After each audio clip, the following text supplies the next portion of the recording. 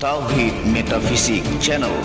Update video terbaru dan bantu kembangkan channel ini dengan mengklik lambang merah subscribe dan lonceng notifikasi gratis. Selamat menikmati.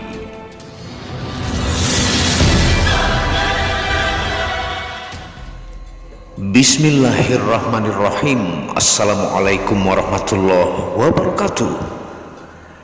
Apa kabar para pecinta benda spirituality? Semoga kalian disehatkan selalu, dilancarkan segala hajat dan urusan oleh Tuhan penguasa bumi, langit dan di antara keduanya. Karena itu adalah harta yang paling mahal di dunia, supaya kalian bisa bekerja berkarya mencari berkah Tuhan penguasa alam semesta. Nah, pada kesempatan yang berbahagia ini kita akan membahas tentang video yang berjudul Nusroh, mengobati sihir dengan sihir.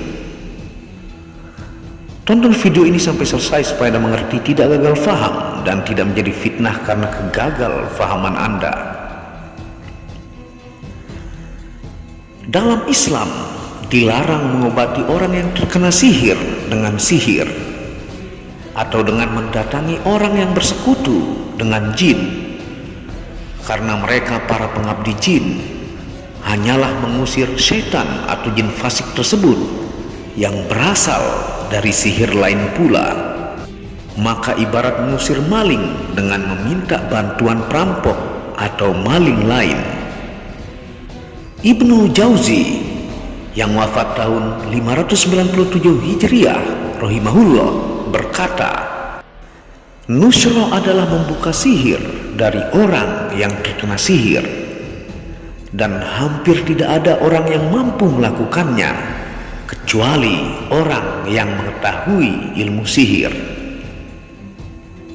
Dari Jabir bin Abdullah radhiyallahu anhuma, ia berkata, sesungguhnya Rasulullah SAW pernah ditanya tentang nusroh, maka beliau menjawab, yang artinya nusroh itu termasuk perbuatan setan.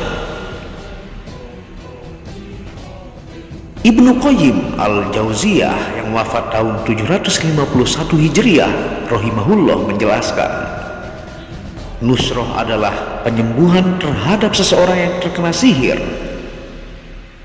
Caranya ada dua macam.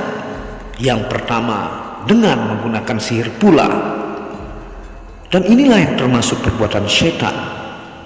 Dan yang kedua, penyembuhan dengan menggunakan metode ruqyah, ayat-ayat ta'awuz atau perlindungan, obat-obatan, dan doa-doa yang diperkenankan. Cara ini hukumnya adalah jaiz atau boleh. Para ulama telah sepakat untuk membolehkan ruqyah dengan 3 syarat, yaitu yang pertama, metode ruqyah itu harus dengan menggunakan firman Allah Azza wa Jalla atau asma atau sifatnya, atau sesuai dengan sabda Rasulullah SAW. Ruqyah itu harus diucapkan dalam bahasa Arab, diucapkan juga dengan makna yang jelas dan dapat difahami maknanya.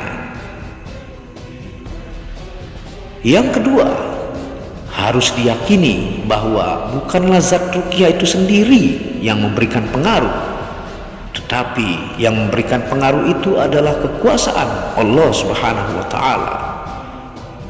Sedangkan ruqyah hanya merupakan salah satu sebab atau sarana saja. Syarat yang ketiga adalah apabila seseorang terkena sihir, santet, guna-guna, kesurupan jin dan lainnya, maka hendaklah ia berikhtiar sesuai dengan syariat dan mencari obatnya dengan usaha yang maksimal. Dalam usaha seorang hamba untuk mengobati penyakit yang diderita, haruslah memperhatikan 2 hal ini. Yang pertama, bahwa obat dan dokter hanya sarana kesembuhan, sedangkan yang benar-benar menyembuhkan adalah Allah Subhanahu wa Ta'ala. Allah Subhanahu wa Ta'ala berfirman yang mengisahkan Nabi Ibrahim alaihissalam, yang artinya, dan apabila aku sakit, dialah yang menyembuhkanku.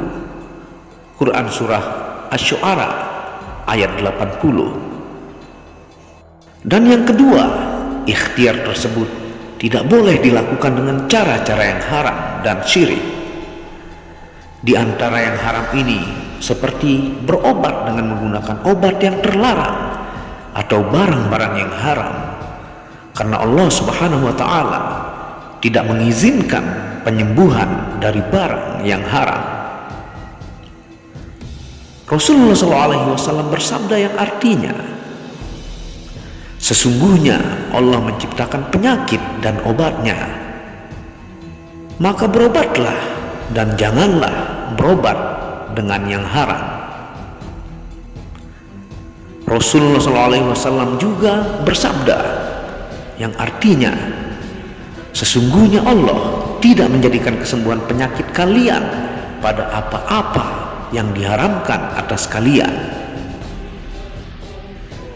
Adapun langkah yang ditempuh oleh orang yang terkena sihir, guna-guna, santet dan lainnya, hendaklah ia berobat dengan pengobatan syar'i dengan 6 cara. Yang pertama, bisa dengan cara memakan 7 butir kurma ajwah atau kurma Nabi SAW setiap pagi. Cara yang kedua, bisa dengan meminum habatus sauda atau jintan hitam. Yang ketiga, meminum perasan daun bidara yang boleh dicampur dengan madu atau susu juga sedikit garam. Yang keempat, media bekam yang bermakna mengeluarkan jin yang bersemayam di darah kotor. Yang kelima, meminum air putih bersih yang didoakan oleh para ulama atau para waliullah. Yang keenam adalah metode ruqyah, yaitu dengan dibacakan ayat-ayat Al-Quran dan doa-doa dari sunnah Rasulullah SAW yang sahih. Insya Allah akan sembuh dengan izin Allah Subhanahu wa Ta'ala. Wallahu a'lam bishawab. Itulah penjelasan tentang banyak teman-teman yang bertanya apakah boleh mengobati sihir dengan sihir.